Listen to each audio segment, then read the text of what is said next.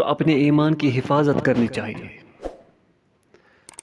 آج کا جو بڑا فتنہ ہے وہ سوشل میڈیا پر ایسی من گھڑت بے سند اقوال پیش کرنا، بیان کرنا، آگے شیئر کرنا، یہ بہت بڑا فتنہ ہے۔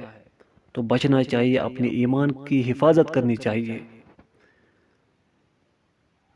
ایک اور حدیث جو سوشل میڈیا پر پھیلائی جا رہی ہے وہ کیا ہے کہ رسول اللہ صلی اللہ علیہ وسلم نے فرمایا تزوجوا ولا تطلقوا، شادی کرو، نکاح کرو، طلاق نہ دو۔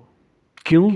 کیونکہ فإن الطلاق يهتزله العرش، طلاق دینے سے عرش کانپ اٹھتا ہے۔ تو یہ حدیث نہیں ہے، یہ من گڑت ہے، گھڑی ہوئی ہے۔